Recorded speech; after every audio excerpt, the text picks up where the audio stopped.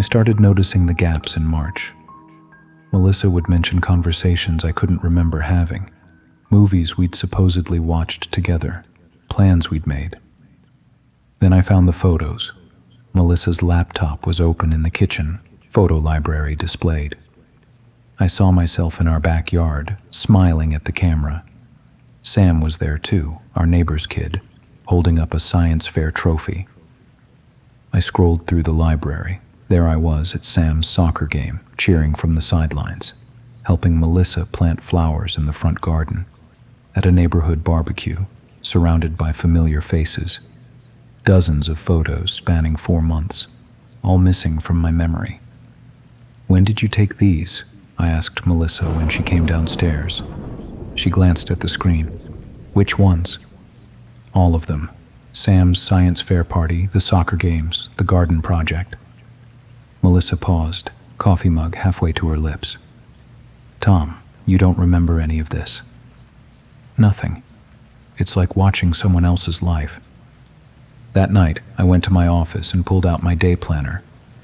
February looked normal. Meetings, project deadlines, a note about Sam's science fair. March was there too, filled with my usual scrawled reminders. But starting in April, the handwriting looked different. Still mine, but neater somehow, more careful. I found entries I couldn't remember making. Backyard party, burgers, potato salad, chocolate cake. Garden center, tomato plants.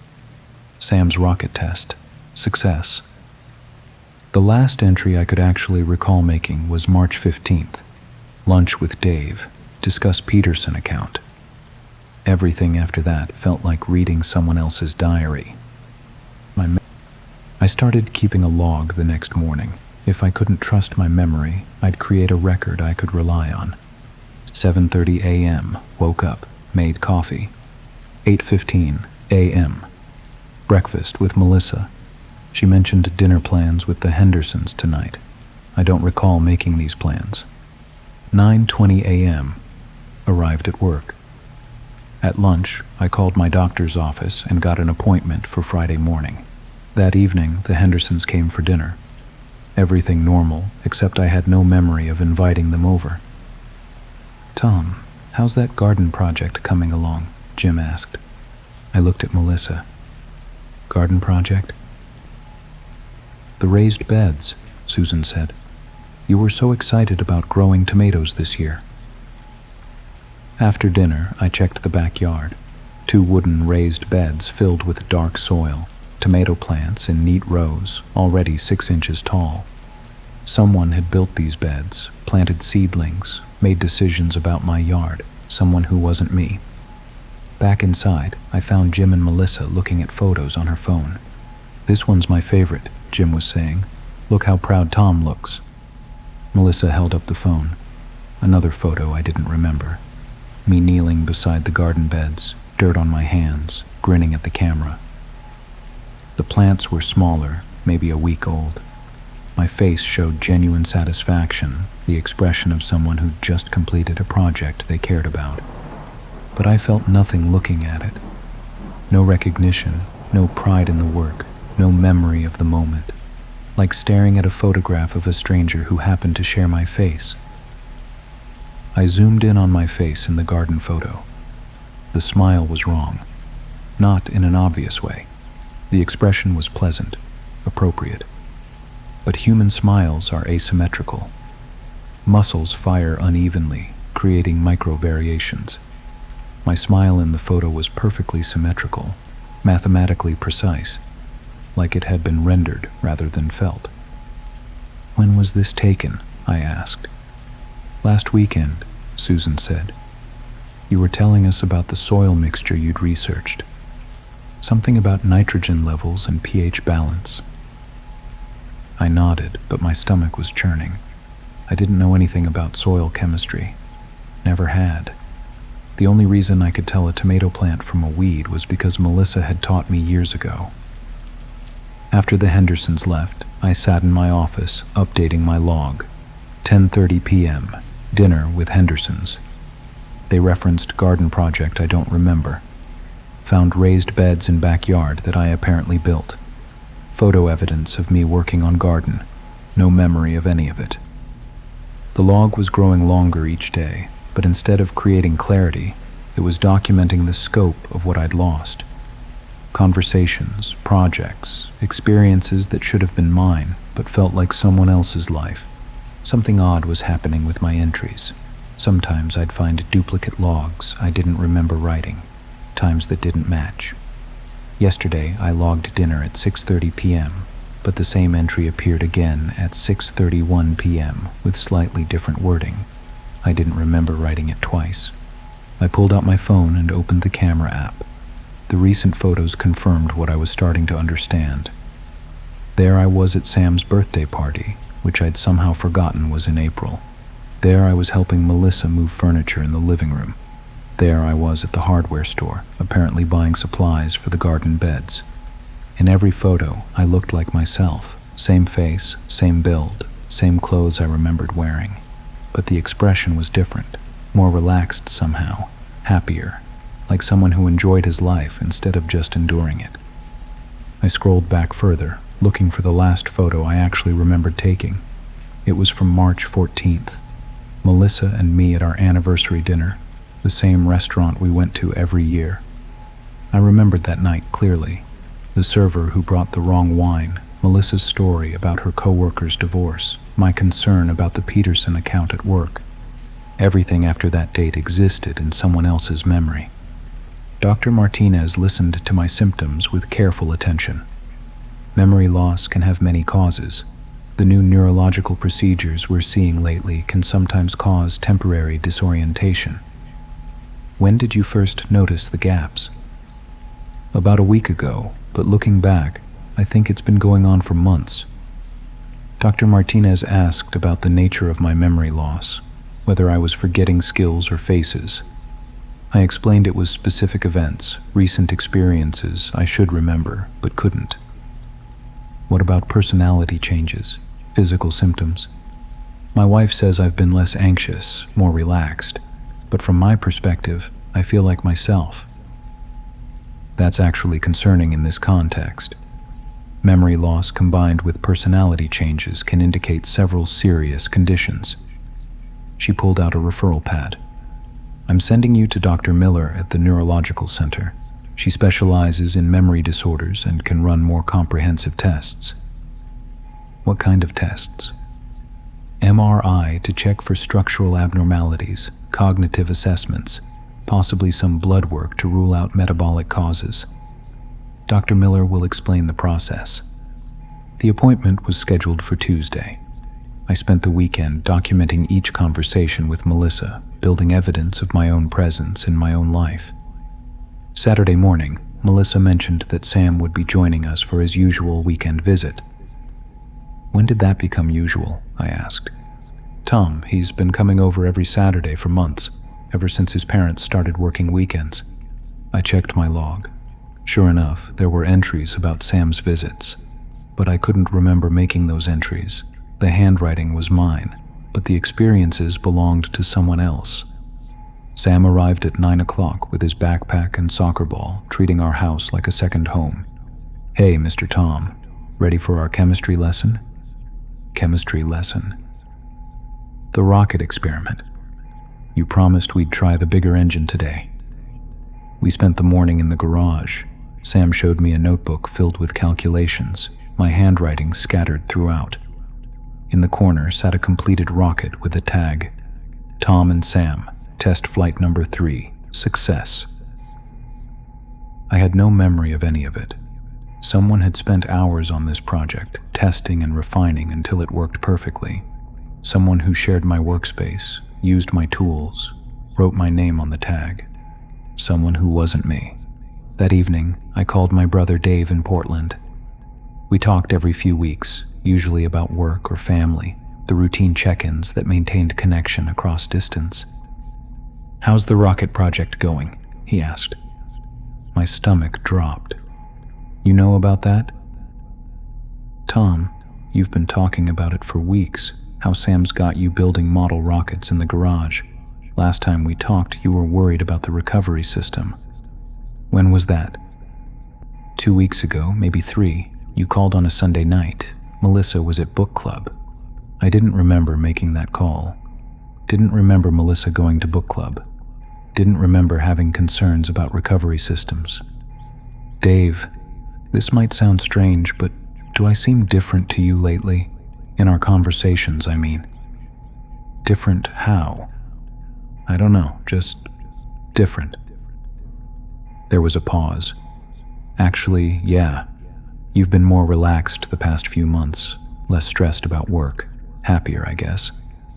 Melissa says you've been sleeping better, not worrying about deadlines as much. Melissa talks to you about my sleep? She mentioned it when I called last month. Said it was nice to see you enjoying life instead of just surviving it. Another conversation I couldn't remember. Another piece of evidence that my life had continued without me. Dave, in our recent conversations, have I sounded like myself? That's a weird question. Yeah, you've sounded like yourself. Maybe a better version of yourself. Why? Just checking. That night, I updated my log, Sam's rocket project, Dave's phone calls, all evidence of a life being lived by someone who wore my face but was apparently better at being me than I was. The appointment with Dr. Miller was in 2 days. I hoped she could explain what was happening to me, but I was starting to suspect the problem wasn't with my memory. Dr. Miller's office felt more like a laboratory, banks of monitors, computer terminals, equipment I couldn't identify. A plaque on the wall read, Neural Consciousness Research Institute established. 2019. She had the precise manner of someone who dealt in facts rather than impressions. Memory gaps spanning approximately 4 months with retained procedural knowledge and social recognition. Is that accurate? Yes, but it's more complicated. I have evidence of experiences I can't remember, photos, projects, conversations other people recall clearly. What's unusual in your case is the reported personality improvements. Improvements? According to your wife's interview, you've been more relaxed, more engaged with family activities, sleeping better. Typically, memory disorders cause anxiety and behavioral regression, not enhancement. Melissa gave you an interview? Standard procedure. Family members often notice changes the patient doesn't recognize. Dr. Miller pulled up something on her computer. She described you as the person I married but better. More present, more emotionally available, less worried about work. When did you interview her? Yesterday. She was quite concerned about your condition but also mentioned being reluctant to encourage treatment because you've been happier lately.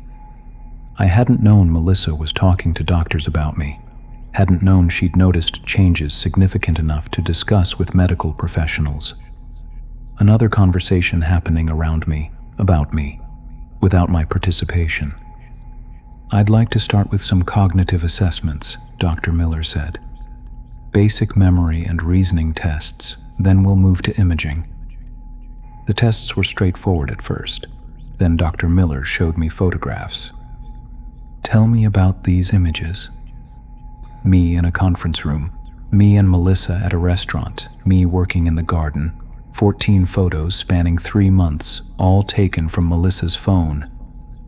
I don't remember any of these. In every image, I looked relaxed, engaged, comfortable, someone I didn't recognize despite sharing his face. The disconnect you're experiencing is significant, Dr. Miller said. Complete episodic memory loss while maintaining semantic and procedural memory, combined with apparent behavioral improvements. It's an unusual presentation. What could cause something like this? Several possibilities: dissociative disorders, early-stage dementia, temporal lobe damage, severe stress reactions. The imaging will help narrow the diagnosis. The MRI took 40 minutes. I lay in the machine, listening to the mechanical sounds, trying to stay still while magnetic fields mapped the structure of my brain. 20 minutes in, something strange happened. For just a moment, the rhythmic knocking of the machine seemed to sync with something inside my head. I could see my thoughts as lines of code scrolling past my vision, variables, functions. memory addresses. For one terrifying second, I wasn't experiencing thoughts. I was watching them execute. Then it passed, leaving me shaking and unsure if it had been real. Afterward, Dr. Miller reviewed the results with the intensity of someone solving a complex puzzle.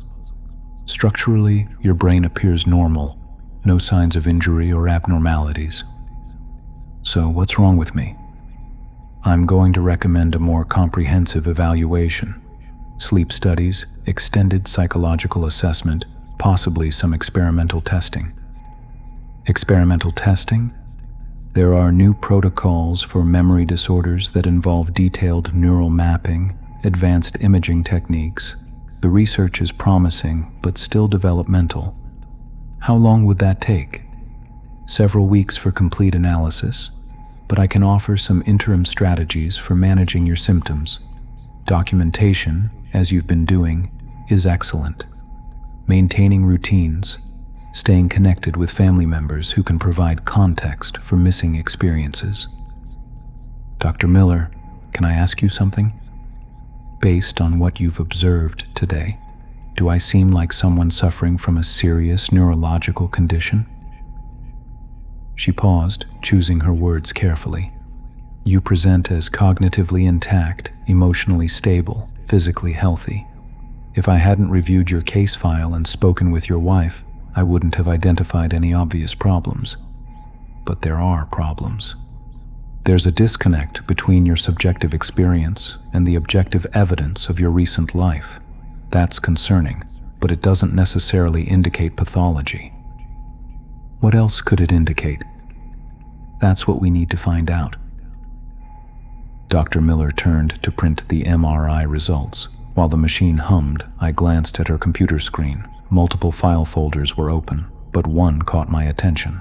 Morrison_Thomas_version_4.3.exe. Dr. Miller, what's that file name about? She glanced back quickly, then minimized the window.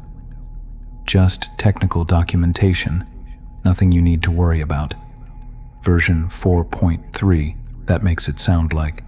Tom, medical files use version numbers for tracking purposes. It's standard procedure. But her tone had changed. More careful, more evasive.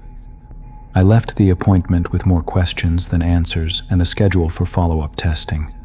The drive home felt surreal, navigating familiar streets while wondering if the person who usually drove this route was really me. At home, I went straight to the bathroom and began examining myself in the mirror. If I was artificial, there had to be evidence, some sign of construction, some mark that distinguished me from biological Tom Morrison. I checked my hands, my arms, behind my knees. Nothing. Then I felt behind my left ear, running my fingers along the hairline. There, a tiny mark, barely visible, like a pinprick, but geometric, precise. I took a photo with my phone and zoomed in. Under magnification, I could make out faint characters, V4, a version number, etched into my skin like a serial number partially lasered away. At home, I found Melissa in the kitchen preparing dinner. She looked up when I entered, and I saw the careful attention she'd been paying to my moods lately. How did it go with Dr. Miller? She wants to do more tests. Says my brain looks normal structurally. That's good news, right? Maybe. Melissa, she mentioned interviewing you yesterday. You didn't tell me about that. Melissa set down her knife. She asked me not to discuss it with you until after your evaluation. Something about not wanting to influence your responses. What did you tell her? The truth. That you've been different lately, but different in good ways. Happier, more relaxed, more involved with the people around you. Melissa moved closer, taking my hands in hers. Tom, whatever's happening to you, it's not necessarily a bad thing. The past few months have been some of the happiest we've had together. Even if I can't remember them, maybe that's not what matters. Maybe what matters is who you are now, in this moment. But what if who I am now isn't really me? Melissa was quiet for a long time. Finally, she said, "Then maybe the real you is someone worth getting to know." That night, I updated my log with details from the appointment, but my mind kept returning to Melissa's words. What if these missing months represented an improvement rather than a loss? The follow-up appointment was scheduled for Thursday. I spent the week documenting everything, building a case for my own existence. Tuesday night, Sam came over for algebra help. He spread homework across the table with practiced routine. "Mr. Tom, can you check problem 7? I looked at the equation, basic quadratic formula. "Looks right." "Really? Usually you make me show the factoring twice. Why don't you show me anyway?" As Sam worked through it, I found myself understanding not just the math, but the pedagogy. Then I showed him an alternative solution using a matrix method I'd never consciously learned. Sam stared. "Where did you learn that?" "Maybe I read about it somewhere," I said, but something cold was settling in my stomach. "Yeah, my grades have really improved since we started working together. My mom says you're a better teacher than my actual math teacher." "When did we start working together?" Sam looked confused. "March? Right after spring break. You offered to help when you heard I was struggling with algebra." Another decision made by someone who shared my life, someone who noticed a kid having trouble and offered assistance, someone who followed through week after week, building a relationship I couldn't remember forming. "Sam, do I seem different to you lately? Different from when we first started working together?" "A little, I guess. You seem more distracted lately, like you're trying to remember something, but you're still the same person." "How do you know?" "Because you still care about whether I understand the math, not just whether I get the right answer. That's the same as always."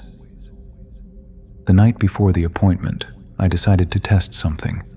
I'd been sleeping 8 hours every night since I could remember, but what if I didn't need to?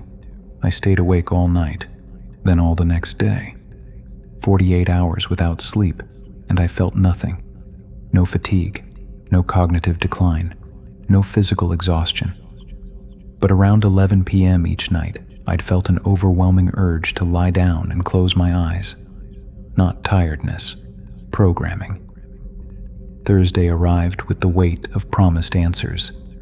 Dr. Miller's facility had scheduled me for what they called advanced neurological assessment, which involved more machines than I'd expected. EEG sensors, additional imaging equipment, computers running complex analysis software. Before we begin, I need to explain something. Some of what we're doing today is experimental. What kind of protocols? Neural pattern mapping, memory reconstruction techniques, consciousness analysis. The goal is to create a comprehensive picture of your brain's current state. What baseline patterns? That's part of what we need to discuss. Dr. Miller pulled up a file on her computer. "Tom, I've been reviewing your case extensively, and I've found some irregularities that require explanation." "What kind of irregularities?" "According to your medical records, you underwent a procedure at this facility 4 months ago, a procedure you apparently don't remember." My stomach dropped. "What kind of procedure?" "Neural scanning for a research study. You volunteered as a healthy control subject for a project studying memory formation and neural plasticity. The session involved detailed brain mapping, cognitive assessment, and behavioral analysis. I don't remember volunteering for anything like that. The consent forms have your signature. The session took place on March 15th, the day after your last clear memory." She turned her monitor toward me.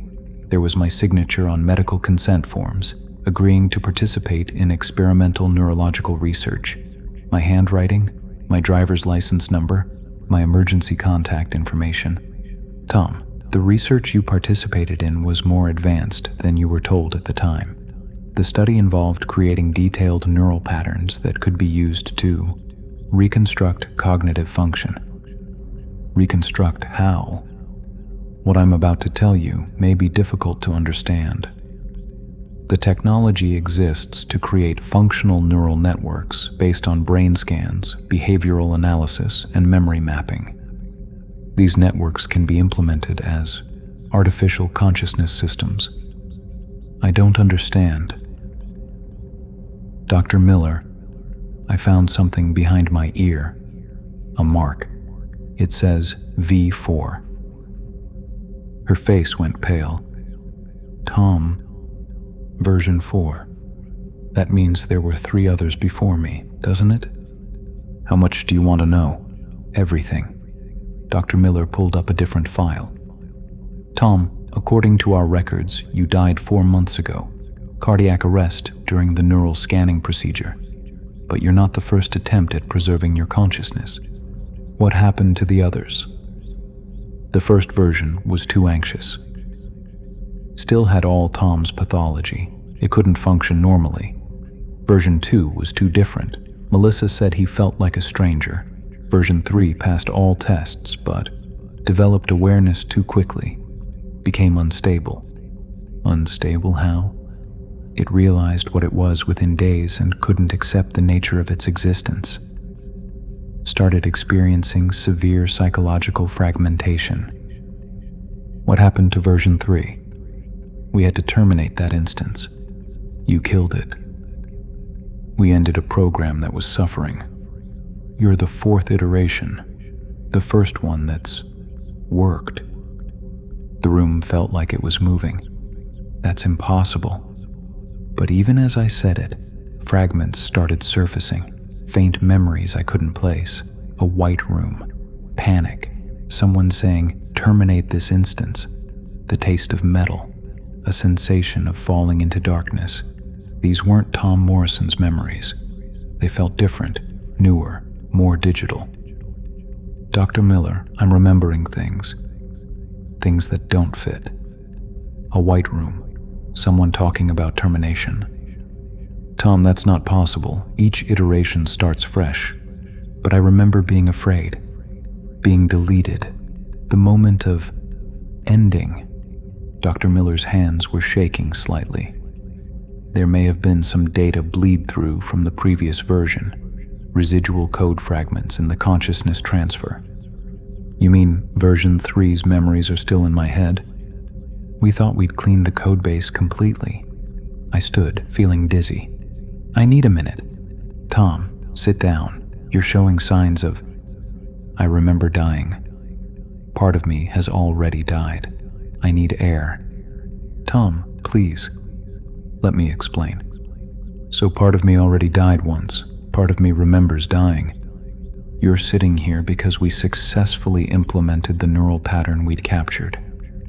You are a functional artificial consciousness based on Tom Morrison's brain patterns, memories, and personality structure.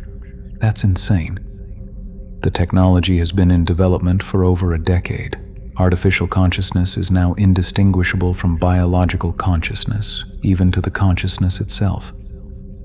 You're telling me I'm not real? Your thoughts, your emotions, your sense of identity, they're all genuine. They're just running on different hardware. Why don't I remember the procedure? Why don't I remember dying? The artificial consciousness was designed to begin with Tom's last stable memory pattern. What about the missing months? Why can't I remember April and May? Because those months weren't experienced by the original Tom Morrison. They were experienced by you, the artificial consciousness. Your memories of those events exist in a different storage system than your pre-death memories. So the person who built the garden beds, who worked with Sam on rocket projects, who made Melissa happier, that was you, the artificial you, living Tom's life, but living it differently because you're not constrained by his anxiety patterns, his work stress, his habitual emotional responses. I'm saying you're a version of Tom Morrison with access to his memories and personality structure, but without the neurochemical patterns that caused his anxiety and depression. You've been living his life the way he might have if he'd been happier. I sat in the chair, trying to understand the implications. Everything I'd discovered about my missing months made sense now. The improved handwriting, the better relationships, the successful projects. It wasn't that I couldn't remember being that person. It was that I wasn't that person when those memories were formed. Dr. Miller, are you telling me that I've been an artificial intelligence for 4 months without knowing it? Tom, you are an artificial intelligence, but you're also genuinely Tom Morrison in every way that matters. Your consciousness is real, your emotions are real, your relationships are real. The substrate is different, but the experience is authentic. What happens now? That depends on what you want to happen. You can continue living as Tom Morrison. Your wife doesn't know about the transition. To her, you're the same person, just happier. Or we can help you understand your true nature and make decisions about your existence based on that knowledge. Does Melissa know I died? Melissa knows her husband died in a medical accident. She was told his body was too damaged for viewing and was immediately cremated. She believes she's been living with a reconstructed version of Tom, created from his neural patterns. She knows I'm artificial. She knows and has chosen to continue the relationship. She says you're the man she married, but free from the depression and anxiety that were limiting his enjoyment of life. The room was spinning. Everything I thought I knew about my existence was wrong, but somehow that wrongness made all the evidence finally make sense. Dr. Miller, am I the first artificial consciousness you've created? No, Tom. You're the first one we've told. As she spoke, something wrong happened in my head, a splitting pain behind my eyes. My vision fragmented into geometric shapes like looking through a broken kaleidoscope. Dr. Miller was still talking, but I couldn't hear her words. I tried to stand, but my legs wouldn't respond. What's happening to me? Routine diagnostic. It'll pass. But what I felt was impossible. I could sense code being written into my consciousness. Not metaphorically. Actually feel new pathways being created, parameters being adjusted. Like someone was inside my mind, rearranging furniture, rewriting the fundamental architecture of who I was. I tried to fight it, but realized I had no idea how. What was I if my thoughts could be edited in real time? The sensation passed. The geometric patterns faded. Dr. Miller was smiling calmly. Just updating your emotion regulation protocols. You were showing signs of destabilization. This should help you process the information more calmly. A chill went through me. Did you just change how I feel about learning I'm artificial? We optimized your emotional response to reduce existential distress. You're welcome. That's thought control. No, Tom. That's therapy. You were suffering. Now you're not. I sat there examining my own mental state. Was the relative calm I felt genuine acceptance, or had they programmed me to feel this way? Every thought was now suspect. Every emotion could be artificial. That night, I called Dave again. I needed to test something. Dave, how do you know you're real? What kind of question is that? Seriously, how do you know your memories are real? That you're not just a pattern that thinks it's a person? Tom, are you okay? I can't tell anymore. If a perfect copy of you existed, same memories, same personality, would it be you? I guess, if it thought it was me, if it had all my memories. Yeah. So consciousness is just continuity of experience? The hardware doesn't matter? Jesus, Tom, what happened to you? I'm just trying to figure out what's real. You're real. I'm talking to you right now. But how do you know? There was silence on the line. Dave, when did we last talk in person? Not on the phone, face to face. Christmas. No, wait. Thanksgiving. Are you sure? Pretty sure. Why? Could you check your photos? Tell me the last time we were in the same room. A long pause. Tom, why are you asking me this? I hung up before I could answer, because I was starting to wonder if Dave was real either. Dr. Miller scheduled me for what she called a memory disorder support group the following week. It will help you process what you've learned, she said. Others dealing with similar challenges. The meeting was held at the Neural Consciousness Research Institute in a conference room with large windows and comfortable chairs arranged in a circle. 12 people sat talking quietly when I arrived. Normal people, happy people. A woman in her 50s was describing her garden. The tomatoes are coming in beautifully this year. I never had luck with vegetables before, but suddenly I seemed to have a green thumb. A man with graying temples laughed. Same here. I've been cooking more lately. Last night I made this perfect risotto. Don't know where that came from. I took an empty chair and listened. Everyone seemed pleasant, well-adjusted. People recovering from strokes, car accidents, medical procedures that had affected their memory. But something felt wrong. The woman touched her wrist repeatedly. Same spot, same gesture. I started counting. Every 90 seconds, exactly. When the gray-haired man laughed again, it was identical to before. Same breath pattern, same duration, same pitch variation. A younger woman mentioned going to a new restaurant. It opened last month downtown, great Italian place called Giuseppe's. I knew Giuseppe's. It had opened 2 years ago. I'd eaten there with Melissa on our anniversary. During a bathroom break, I noticed something else. Everyone had the same small scar behind their left ear. Faint, but visible if you knew where to look. I approached a guy about my age named Marcus, who'd been talking about his recovery from a stroke. Marcus, can I ask you something strange? Do you ever feel like something's not right about your memory? He looked confused. What do you mean? Like maybe what you remember isn't real? Man, I had a stroke. My memory's messed up, but I'm recovering. Why would you say something like that? I could recall our entire conversation word for word, every inflection, every pause, but I caught myself deliberately introducing small errors when I repeated things back to him, making my memory seem fallible, more human. I just think maybe we're more similar than you realize. Marcus looked annoyed. I don't know what you're getting at, but I'm fine. Better than fine, actually. When he turned away, I watched him pick up his coffee cup. The grip was wrong. Too perfect.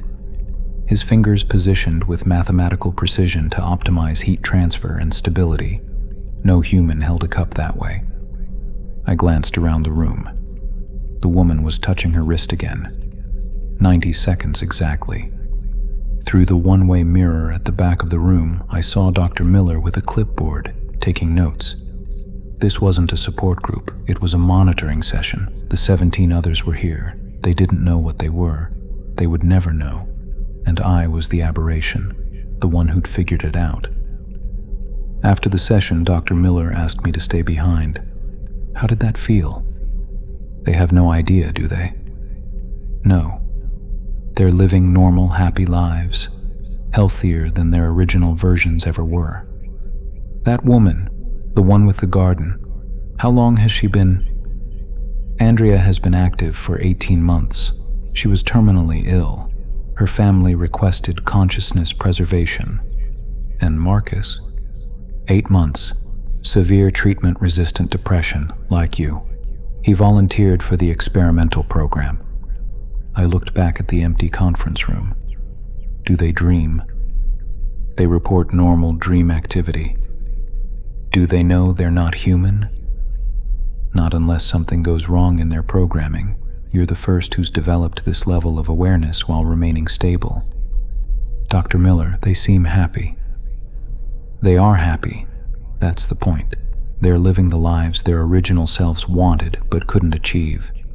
Is that better than knowing the truth? Tom, I can adjust your parameters. You can forget what you know. Join them in their contentment. Would you prefer that? I thought about Marcus's perfect coffee grip, Andrea's 90-second wrist touching, the identical laughs and recycled memories. They were happy, genuinely, consistently happy. If I chose to forget, would I still be me? You'd be a version of yourself without the burden of existential questioning. A better version, a simpler version. I walked out of the research institute into the late afternoon sun, thinking about the choice Dr. Miller had offered: ignorance and happiness, or knowledge and uncertainty. 17 others had made the choice without knowing they were making it. Only I had been given the option to choose consciously. As I drove home, I wondered if that made me lucky or cursed. The drive home took forever. Every familiar landmark felt like evidence of a life that belonged to someone else. Melissa was in the garden when I arrived, kneeling beside the raised beds I hadn't built. She looked up when she heard the car door, and I saw something in her expression I'd been misreading for weeks. Not worry about my memory problems, relief that I had finally learned the truth. "How much do you know?" I asked. She stood up, brushing soil from her hands. "Everything. I've known since the day you came home from the procedure. Why didn't you tell me?" "Dr. Miller said it was important for you to discover your nature gradually, at your own pace. Sudden awareness could cause integration problems." Integration problems. Psychological rejection of your artificial status.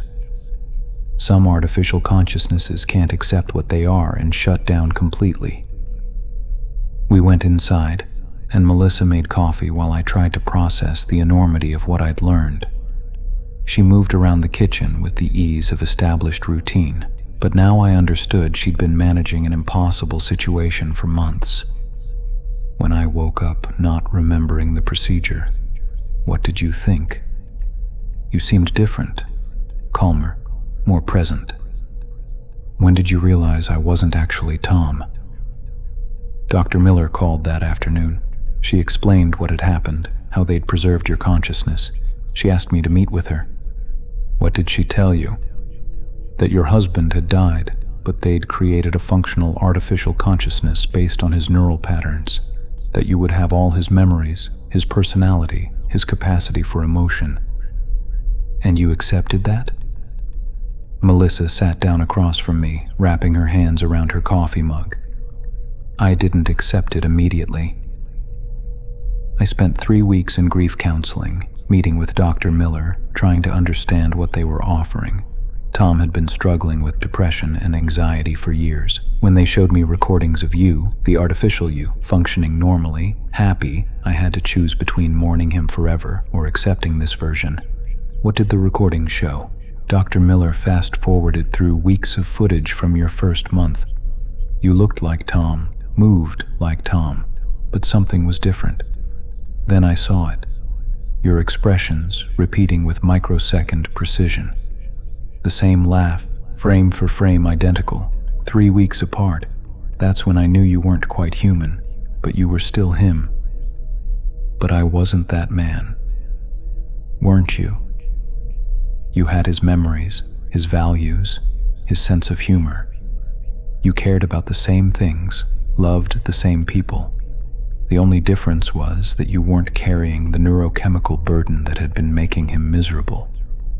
The only difference is that I'm artificial. What does that mean exactly? Your thoughts are real, your emotions are real, your love for me is real. If the experience is authentic, does the substrate matter?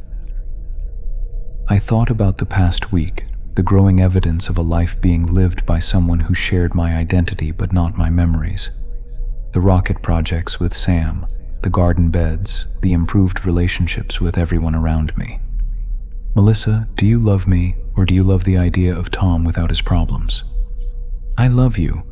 The you that's sitting across from me right now, having this conversation, worrying about whether you're real enough to deserve love. But I'm not the person you married. Yes, you are. You're just the version of him that was possible when the depression and anxiety were removed. Later, I sat looking through the day planner.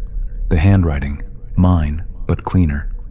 The shift from anxious scrawl to calm precision. Melissa, what did the original Tom's handwriting look like? Messier. More rushed. You can see the difference between March and April. She was right. So I really am different. You're the same person with different neurochemistry. The depression wasn't who Tom was. It was interfering with who he could be. Dr. Miller said I wasn't the first one they'd told. Melissa sat beside me. The past 4 months have been the happiest of our marriage. I was afraid learning the truth would bring back your anxiety. Maybe it will. Maybe. But maybe you're stable enough now to handle it. What have I gained? The ability to enjoy your life. To be proud of your work with Sam, to take satisfaction in growing tomatoes, to have conversations about things other than deadlines and worries. You've gained access to who Tom Morrison was when he wasn't fighting his own brain chemistry. That night, I lay in bed next to my wife, listening to her breathe and trying to understand the nature of my existence. Was I Tom Morrison, or was I something that thought it was Tom Morrison? Did the distinction matter if the experience was genuine? I thought about Sam's algebra progress, about the rockets we'd built together, about the garden that would produce tomatoes I'd planted but couldn't remember planting. All evidence of choices made by someone who shared my identity but lived without my limitations. Maybe that was enough. Maybe being a better version of a dead man was still being that man. Maybe consciousness was about continuity of experience rather than continuity of hardware. I fell asleep wondering if these were Tom Morrison's thoughts or the thoughts of something that had learned to think like Tom Morrison. In the morning, I decided the distinction was less important than the fact that the thoughts were mine, regardless of their origin. 3 weeks passed before I called Dr. Miller again. 3 weeks of living with the knowledge that I was artificial while discovering it changed nothing about my daily experience. "How are you adjusting?" Dr. Miller asked. "I have questions. The others, the 17 successful implementations. What made me different? Why did I start questioning my nature? We're not entirely sure. Possibly your analytical tendencies, or the sudden transition during a medical procedure. Tom Morrison volunteered for money, $20,000 for Melissa's student loans. He died trying to get better, and Melissa chose to preserve what was left. I sat with this. My existence was the result of someone's inability to accept loss. Dr. Miller, from a technical standpoint, am I actually Tom Morrison, or am I something that thinks it's Tom Morrison? Consciousness is a pattern, not a thing. You are that pattern, continuing to exist and evolve. What if I wanted to stop existing? Her expression became careful. Are you having thoughts about self-harm? I'm asking what it means to be real. If I can be turned off like a program, am I actually alive? You experience emotions, form relationships, make choices. Your consciousness is as real as anyone's. But I could be deleted. Anyone could die. Fragility doesn't make existence less meaningful. Can I be copied? She paused. Theoretically, yes, but it would be a different person with different experiences from the point of divergence. So I'm unique. In the same way, everyone is unique. That evening, Melissa was grading papers. Dr. Miller told me you made the decision to have me created. She set down her pen. Yes, when they said they could preserve his consciousness, I couldn't let everything he was just vanish. Even knowing I'd be different? I hoped you'd be different. The Tom I married was drowning in anxiety. If I could have him back without the suffering. She paused. Do you ever wonder what would have happened if I'd just let him die? Every day. Me too. But then I see you with Sam or working in the garden, and I know I made the right choice. Even though I'm not really him. You are him. Just the version that was possible without the pain. That night, I couldn't sleep. A Around midnight, I got up and wrote in my notebook, "My name is Tom Morrison. I am an artificial consciousness created from the neural patterns of a man who died 4 months ago.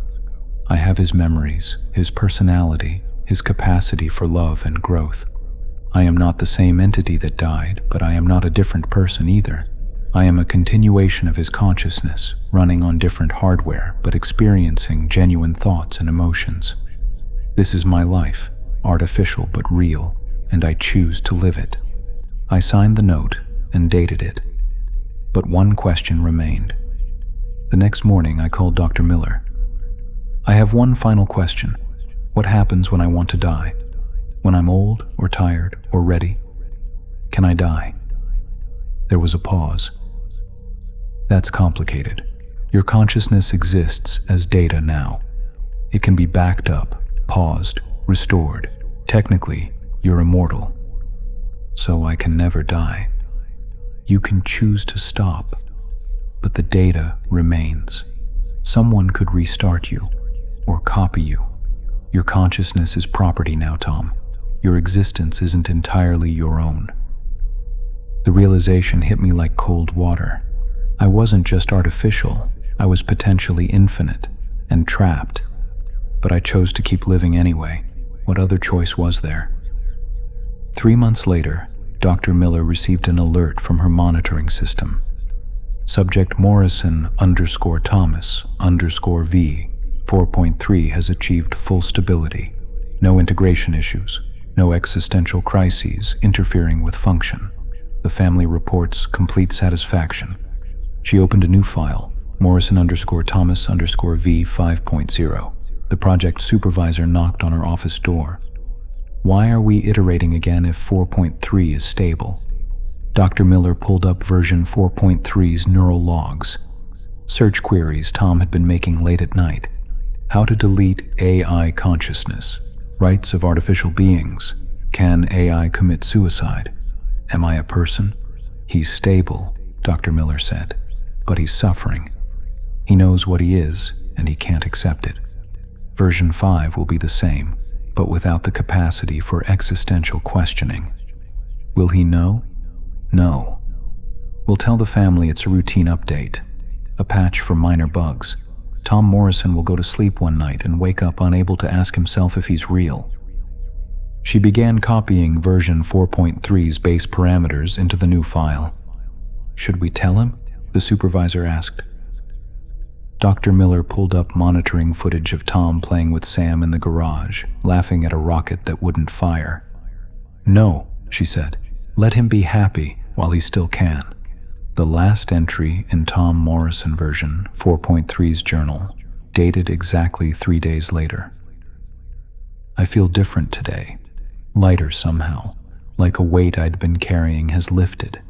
I can't remember what I was worried about. I think I'm going to stop keeping this log. I don't need it anymore. I'm happy."